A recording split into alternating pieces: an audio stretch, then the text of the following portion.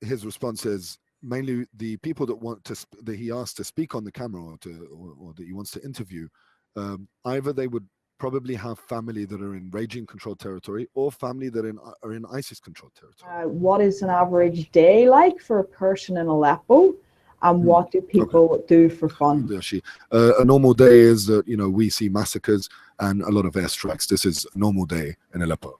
What has become not normal where we are is that if you don't hear any attacks, if you don't hear bullets being fired, if you don't see any sort of signs of war, this is something that we're not used to. We've become used to the war.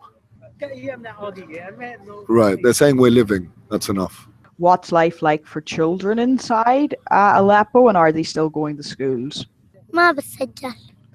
He's not in school. He doesn't go to school. أنت بتروح المدرسة؟ أنا شغل بس. تشتغل. This child is working. أنت بتروح المدرسة؟ لا أنا بشتغل. This child is also working. إيش المدرسة؟ He used to go to school, but it was very common that in the morning at around 9 a.m. الساعة 9 there would be attacks, and the attacks would begin and they would tell them to go home. So there isn't really much of an appetite for them going to school. And it's important for me to mention, when we say Daesh, Daesh is a word that ISIS refused to be named.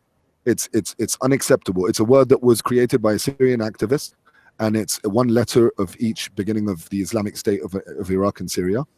And if you say that word to someone, if ISIS asks, who am I? And you say, oh, you're Daesh, they'll kill you. There's no such thing. They want to be called the Islamic State. And here, a lot of people who support them, and I'm talking about those in their areas, call them the state.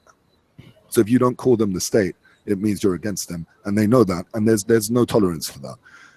What do Syrian civilians want the international community to do to protect them? So what do they want? No collaboration between the international community and Assad on fighting off ISIS. So I asked him how he felt about ISIS, and he said that we don't like ISIS because they terrorize the people here. In the past they terrorized the people here, and we could not accept that. Can you tell us a little bit more about the situation in Aleppo, particularly for civilians with the airstrikes? So this is a problem that we see all day, every day. There's almost always a plane in the air, and the attacks are random attacks that are targeting civilians. So the situation in Aleppo in that sense is very, very dire. What can people around the world do to support ordinary Syrians, people watching this broadcast? I think that spread of word is very important. I think that it plays a major role. I think that if we look at the last year in the conflict, there's been a lot of dehumanization. So when you hear that 100 Syrians have been killed, it's not the same as hearing that 20 French people have been killed. And it's not the same as hearing that, you know, an American has been killed. And I understand that. I mean, it's happening every day, so people get used to it. You know, there's no solution. You don't have that magic button to press to fix the problem.